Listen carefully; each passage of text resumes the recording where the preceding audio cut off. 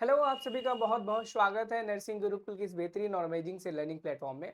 अगर आप भी 2026 में जीएनएम या फिर एएनएम करना चाहते हैं इंडिया के किसी भी स्टेट से, चाहे वो आपका उत्तर प्रदेश हो, मध्य प्रदेश हो, राजस्थान हो, उत्तराखंड हो या फिर आपका छत्तीसगढ़ या झारखंड जैसे राज्य हो, अगर आप इन किसी भी राज्य से इंडिया के जीएनएम या फिर एएनएम करना चाहते हो और उसका एंट्रेंस एग्जाम देने जा रहे हो और आपने अभी तक कुछ नहीं पढ़ा है और बहुत कुछ पढ़ करके बहुत ही अच्छे मार्क्स ला करके अपना सिलेक्शन गवर्नमेंट मेडिकल कॉलेज में पाना चाहते हो, तो आज हम आपके लिए मॉडल पेपर नंबर 1 लेके आए हैं फिजिक्स का।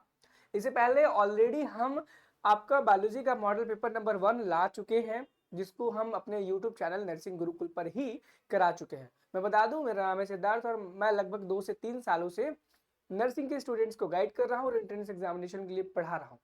अगर आपको मेरे पे भरोसा ना हो तो आप देख सकते हो कि ये वो बच्चे हैं जिन्होंने 2025 में 2024 में हमसे नर्सिंग गुरुकुल से पढ़ाई की थी और बहुत ही अच्छे मार्क्स सिक्योर किए थे और आज वो किसी न किसी टॉप गवर्नमेंट मेडिकल कॉलेज में अपनी नर्सिंग की पढ़ाई कर रहे हैं। यहाँ पे जो बच्चे हैं वो आपके सीनियर्स हैं, यानी कि नर्सिंग के कोर्स के हैं, बीएससी नर्सिंग के, और आप अपने जीएनएम और एएनएम के एंट्रेंस एग्जामिनेशन के लिए इस क्लास को देख रहे हो। आज हम इस वीडियो में सॉल्व करेंगे टोटल लगभग 16 से 17 क्वेश्चन फिजिक्स के। और मैं बता दूं, ऑलरेडी हम बायोलॉजी के बहुत सारे इसी प्रकार से मॉडल पेपर सॉल्व कर चुके हैं, केमिस्ट्री के, इंग्लिश के, जीके के, यानी कि जो भी आपके स्टेट में जो भी सब्जेक्ट आने वाले एंट्रेंस एग्जामिनेशन में उन सभी की प्रिपरेशन आपको हमारे इसी चैनल पर कराई जाएगी। और मैं बता दूं, डिस्क्रिप्शन बॉक्स में आपको व्हाट्सएप, टेलीग्राम ग्रुप लिंक मिल जाएंगे, उन्हें ज्वाइन कर लेना ताकि आपको ये पीडीएफ मिल जाए और आप इसे अच्छे से पढ़। चलो, ज्यादा देर ना करते हुए हम यहाँ पर अपना स्टार्ट करेंगे क्वेश्चंस को करना। तो बता दो, फिजिक्स के स्टार्ट करेंगे आज हम। बायोलॉजी कैसे पहले मैं कर चुका हूँ, आपको पता ही होगा। और यहाँ पर आज का जो पहला क्वेश्चन है बहुत इंपॉर्टेंट और इजी क्वेश्चन है, और यकीन मानो जो कुछ चीजें मैं पढ़ाऊंगा ना उससे बाहर आपके एग्जाम में क्वेश्चंस नहीं आएंगे, क्योंकि आपको पता है, मैंने बताया है कि मैं वही इंसान हूँ जिसने बच्चों को 2-3 सालों में पढ़ाया है और वही क्वेश्चंस आते हैं जो मैंने उनको पढ़ाया हुआ।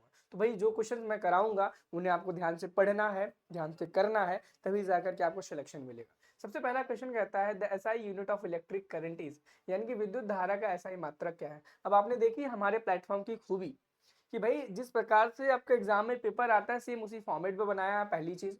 और दूसरी चीज ये कि आपका हिंदी और इंग्लिश दोनों लैंग्वेजेस में यहाँ पर पूरा का पूरा कंटेंट है, ताकि आपको कोई भी परेशानी ना हो। आप हिंदी माध्यम से हो, अंग्रेजी माध्यम से हो, कोई दिक्कत वाली बात नहीं है। तो सबसे पहला जो क्वेश्चन है, SI unit of electric current पूछी गई है, तो आपको पता ही होगा कि इलेक्ट्रिक करंट की जो एसआई यूनिट होती है वो एम्पियर होती है। करंट की जो यूनिट होती है वो एम्पियर होती है। ये चीज आपको जो आपके प्रतीक सर हैं फिजिक्स पढ़ाते समय आपको बैच में बताया था उन्होंने। ठीक है, मुझे भी याद है क्योंकि जब वो क्लास रिकॉर्ड कर रहे थे मैं उनकी ही क्लास में उस टाइम पर था। अब अब देखो, ओम किसकी यूनिट है। अगर आपसे यहाँ पर करंट की पूछी गई है तो हो सकता है बाद में ये भी पूछ लिया जाए कि भाई रेजिस्टेंस की यूनिट क्या है, रेजिस्टेंस की यूनिट क्या है। तो आपको पता होनी चाहिए रेजिस्टेंस की जो यूनिट है, ऐसा यूनिट वो है ओम। क्या है? ओम। और क्या कहते हैं, वोल्ट किसकी है, वोल्ट किसकी है, ये है पोटेंशियल डिफरेंस की। किसकी है? पोटेंशियल डिफरेंस की। आप देख रहे हो कि कितनी बढ़िया तरीके से मैं आपको बता रहा हूं, और ऑप्शंस में भी किस ऑप्शन से क्या क्वेश्चन बन सकता है इस चीज के बारे में मैं आपको बता रहा हूं। चलिए अगले क्वेश्चन पे चलते हैं और अगला क्वेश्चन देखेंगे। अगला क्वेश्चन कहता है the mirror is used by dentist to see a large images of the teeth. बहुत ही इंपॉर्टेंट क्वेश्चन है और अपनी डायरी कॉपी में इस क्वेश्चन को टिक लगा के लिख लेना कि डेंटिस्ट यानी कि जो ऐसे डॉक्टर्स होते हैं जो दांतों का इलाज करते हैं, दांतों के बारे में अध्ययन करते हैं, उन्हें डेंटिस्ट कहते हैं, तो आपको पता ही होगा। उनके द्वारा जो मिरर इस्तेमाल किया जाता है, दर्पण इस्तेमाल किया जाता है दांतों को बड़ा देखने के लिए, वो किस प्रकार का मिरर होता है? उत्तल होता है, अवतल होता है, समतल होता है, बेलना आकार होता है। ये चार ऑप्शन आपको यहाँ पर दिए गए हैं। क्वेश्चन नंबर जो 2 है उसका क्या आंसर हो जाएगा? कॉनकेव मिरर हो जाएगा बच्चों। राइट आंसर क्या हो जाएगा? कॉनकेव मिरर हो जाएगा। याद रखना, कॉनकेव मिरर से हम स्मॉल साइज की चीजों को, स्मॉल साइज की चीजों को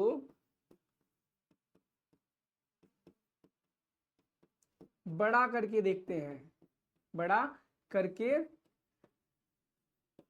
देखते हैं। ध्यान रहना, यानी कि जो चीजें छोटी हैं अगर हमें उन्हें बड़ी करके जूम करके देखनी है तो हम कॉनकेव मिरर का इस्तेमाल करते हैं। आई थिंक ये चीज आपको बहुत ही अच्छे तरीके से समझ आ गई होगी।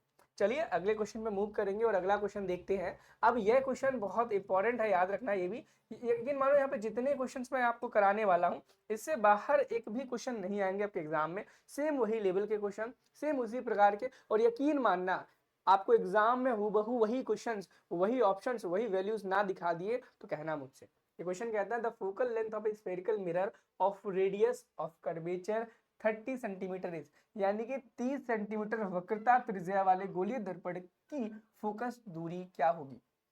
इस क्वेश्चन में आपसे बोला गया है कि फोकस की दूरी क्या होगी। सबसे पहले फोकस निकालना है, आपको ये चीज पता है, फोकस निकालना है, बढ़िया बात है।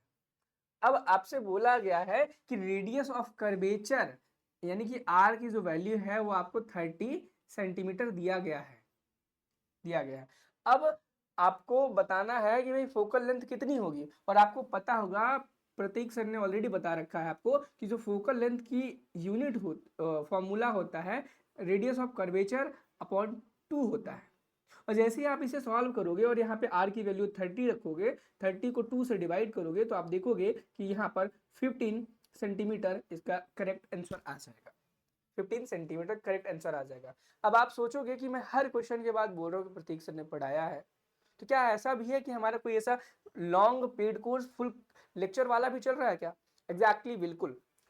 मैं आपको बता दूं कि अगर आप चाहते हो कि पूरे कोर्स को पढ़ना बहुत ही अच्छी तरीके से, जिसमें आपको फिजिक्स, केमिस्ट्री, बायोलॉजी, इंग्लिश, जितने भी सब्जेक्ट आपके जीएनएम और एएनएम के आते हैं, वीडियो लेक्चर्स के थ्रू टेस्ट सीरीज भी लगाना चाहते हो, तो आप हमारा ये नर्सिंग गुरुकुल का आरंभ बैच ज्वाइन कर सकते हो बच्चों। कौन सा बैच? आरंभ बैच। मैं बता दूं इस बैच में आपको क्या क्या मिलने वाला है। ये आरंभ बैच जीएनएम और एएनएम के एंट्रेंस एग्जामिनेशन के लिए है। यूपी, एमपी, झारखंड, उत्तराखंड या फिर इंडिया के किसी भी स्टेट से अगर आप पढ़ रहे हो, इंडिया के किसी भी स्टेट से हो, तो आप ये हमारा आरंभ बैच ज्वाइन कर सकते हो, जिसमें आपको सभी सब्जेक्ट के रिकॉर्डेड लेक्चर्स मिलने वाले हैं और साथ में डाउट क्लासेस जो होंगी वो आपकी लाइव होंगी। याद रखना, आपकी जो क्लासेस होंगी वो रिकॉर्डेड होंगी, लेकिन आपकी जो डाउट क्लासेस होंगी वो आपकी लाइव होंगी। साथ ही साथ में आपको यहाँ पर टेस्ट सीरीज मिलेगा। टेस्ट सीरीज आपको 20+ मिलेगी। कितनी? 20+ आपको टेस्ट सीरीज मिलेंगी, पूरे होल सिलेबस की फुल लेंथ, ताकि आप बहुत ही बढ़िया प्रदर्शन अपने एग्जाम में कर पाओ। और यहाँ पर चैप्टर वाइज भी टेस्ट आपको मिलेगा। क्या मिलेगा? चैप्टर वाइज क्विजेज मिलेंगे। एंड हर सब्जेक्ट के आपको यहाँ पर 20+ मॉडल पेपर भी मिलने वाले हैं।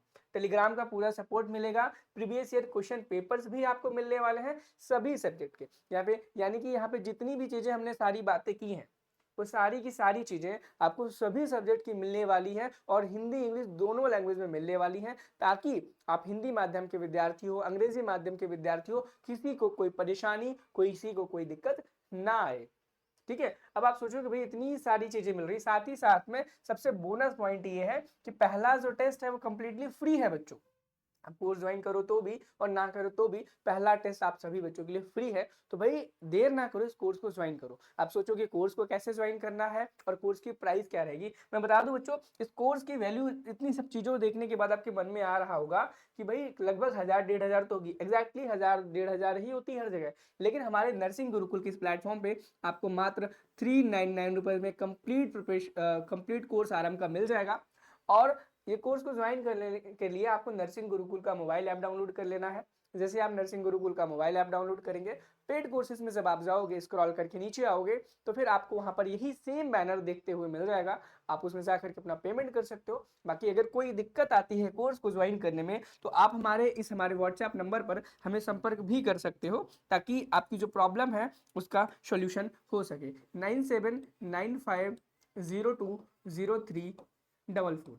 ये हमारी नर्सिंग गुरुकुल की हेल्पलाइन है, जिस पे आप कॉल करके अपनी क्वेरीज को पूछ सकते हो। बाकी आपको पता ही होगा कि आपकी इस बैच में प्रतीक सर है, ये मैं हूँ, ये आपकी दीपांशी मैम है, ये आपकी कुसुम मैम है, जो कि आपके डिफरेंट सब्जेक्ट पढ़ाने वाले हैं। कुसुम मैम केमिस्ट्री पढ़ा रही है, दीपांशी मैम बायोलॉजी पढ़ा रही है, मैं आपको जनरल इन्फॉर्मेशन प्रोवाइड कराता हूँ, एंड प्रतीक सर आपको फिजिक्स पढ़ाते हैं। ठीक है। आई थिंक बैच का प्रमोशन बहुत हो गया। अब आगे हम देख लेते हैं। एंड एक इंपॉर्टेंट चीज ये कि अगर आपको बैच ज्वाइन करने में कोई दिक्कत हो रही है, तो डिस्क्रिप्शन बॉक्स में आपको एक वीडियो भी मिल जाएगा, जिसे देख करके आप बैच को ज्वाइन कर सकते हो। उसमें मैंने क्लियर तरीके से बताया हुआ। चलिए अगले क्वेश्चन को देख लेते हैं। अगला क्वेश्चन बहुत इंपॉर्टेंट है। आपने बचपन में वो कहानी सुनी होगी, कोई कहानी या फिर कोई ना कोई पोएम जरूर पढ़ी होगी, ट्विंकल ट्विंकल लिटिल स्टार करके। उसी के बारे में एक क्वेश्चन है कि the twinkling of star is due to, आप जो बोलते थे twinkle twinkle little star, how, ठीक है, तो वही कारण पूछा गया है कि जो स्टार्स थे वो टिंकलिंग जो करते हैं, तारों का जो टिमाना होता है वो किसके कारण होता है? क्या वो एटमॉस्फेरिक रिफ्लेक्शन के कारण होता है, स्कैटरिंग ऑफ लाइट के कारण होता है, डिस्पर्शन ऑफ लाइट के कारण होता है, या फिर एटमॉस्फेरिक रिफ्रैक्शन के कारण होता है? मैं आपको बता दूं, जो आपका ट्विंकलिंग ऑफ स्टार्स होता है वो एटमॉस्फेरिक रिफ्रैक्शन के कारण होता है। किसके कारण होता है? एटमॉस्फेरिक रिफ्रैक्शन के कारण होता है।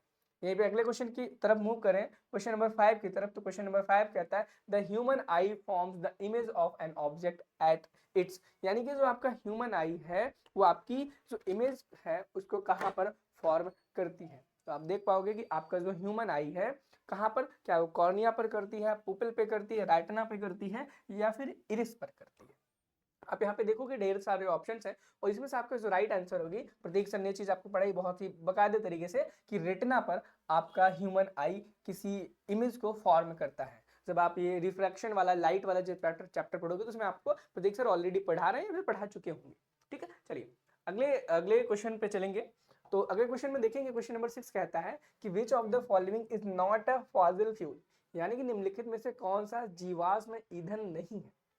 अब देखो, फॉसिल फ्यूल्स का हिंदी में अगर बात करें तो जीवाश्म ईंधन होता है इसका मतलब।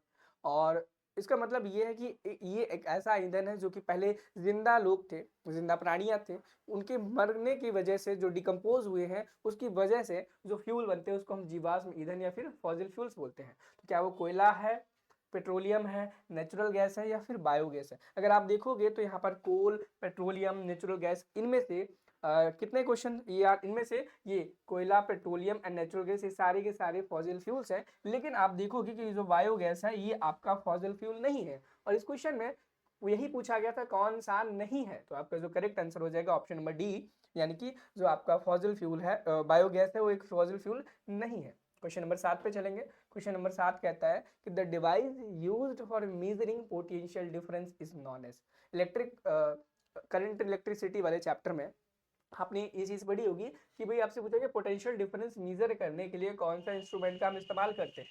क्या वो पोटेंशियोमीटर होता है, अमीटर होता है, वोल्टमीटर होता है, या फिर गैल्वेनोमीटर होता है? तो पोटेंशियल डिफरेंस को मेजर करने के लिए हम वोल्टमीटर का इस्तेमाल करते हैं, और अमीटर का इस्तेमाल हम किस में करते हैं? करंट को मेजर करने में करते हैं। किसको? करंट को मेजर करने में करते हैं। ध्यान रखना, हो सकता है यहाँ पर आपसे जब अगर वोल्टमीटर के बारे में पूछा गया तो हो सकता है आपसे करंट के बारे में भी पूछ ले। चलिए 8वें क्वेश्चन पर चलते हैं। 8वां क्वेश्चन कहता है resistance of a conductor depends upon, यानी कि जो रेजिस्टेंस होता है किसी भी कंडक्टर का, किसी चालक का जो प्रतिरोध होता है किस पर निर्भर करता है? तो ध्यान रखना, जो रेजिस्टेंस होता है कंडक्टर को लेंथ पर, क्रॉस सेक्शन एरिया पर, नेचर ऑफ मटेरियल, इन सभी चीजों पर डिपेंड करता है। तो इस प्रकार से आप कह सकते हो D all of the above, इस क्वेश्चन का जो सही उत्तर है वह हो जाएगा।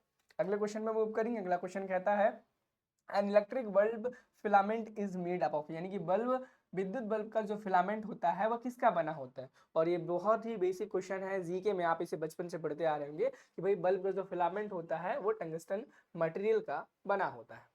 एंड अगला क्वेश्चन पे चलेंगे। अगला क्वेश्चन ये बहुत ज्यादा इंपॉर्टेंट क्वेश्चन है, आपके एग्जाम में पूछे जाने की जो संभावना इस क्वेश्चन की बहुत ज्यादा रहेगी। इस क्वेश्चन में बोला गया है कि 1 किलोवाट आवर किसके बराबर होता है? तो ये चीज जब इलेक्ट्रिसिटी वाला चैप्टर पढ़ रहे थे आप लोग, तो उसमें बताया गया था कि जो आपका 1 किलोवाट आवर होता है वो 3.6 इंटू 10 पावर 6 जूल के इक्वल होता है। और ये बहुत ज्यादा क्वेश्चन इंपॉर्टेंट है। 11वें क्वेश्चन पे चलेंगे। 11वां क्वेश्चन कहता है which lens is use to correct hypermetropia farsightedness, यानी कि दूरदृष्टि जो दोष है उसको सही करने के लिए किस प्रकार का लेंस इस्तेमाल किया जाता है? क्या वो कॉन्केव होता है, कॉन्वेक्स होता है, बायोफोकल लेंस होता है, फिर सिलेंड्रिकल होता है? तो आप देखोगे कि जो आपका हाइपरमेट्रोपिया है इसको करेक्शन करने के लिए आपका कॉन्वेक्स लेंस का इस्तेमाल किया जाता है। हम क्वेश्चन नंबर 12 पर चलेंगे। क्वेश्चन नंबर 12 कहता है the magnetic field lines inside a solenoid are, यानी कि जो सोलेनॉइड होता है उसके अंदर मैग्नेटिक फील्ड लाइन जो है वह किस प्रकार से होती हैं, किस आकार में होती हैं, क्या वो कर्व्ड होती हैं, पैरेलल स्ट्रेट लाइंस होती हैं, जिगजैग होती हैं या सर्कुलर होती हैं। तो जब आप सोलेनोइड पढ़े थे तो आपने पढ़ा था कि जब कोई भी ऐसा सोलेनोइड होता है तो उसके अंदर आपकी जो मैग्नेटिक फील्ड लाइंस होती हैं वो एकदम स्ट्रेट और एक दूसरे के पैरेलल ही क्रॉस करती हैं किसी एक सोलेनोइड में। इस क्वेश्चन का जो राइट आंसर हो जाएगा पैरेलल स्ट्रेट लाइंस, इस क्वेश्चन का करेक्ट आंसर हो जाएगा। क्वेश्चन नंबर 13 पे चलेंगे। क्वेश्चन नंबर 13 कहता है कि the main constituent of the biogas, यानी कि जो बायोगैस है उसका मुख्य घटक क्या है। तो आप देखोगे यहाँ पर कि बायोगैस का जो मुख्य घटक है वो क्या होता है, मीथेन होता है, CH4 होता है। इसे आप बचपन से पढ़ते आ रहे हैं। क्वेश्चन नंबर 14, 15, 16 यानी कि बस 3 क्वेश्चन आपके और बचे हुए हैं। क्वेश्चन नंबर 14 पे चलेंगे। Who discovered the magnetic effect of current.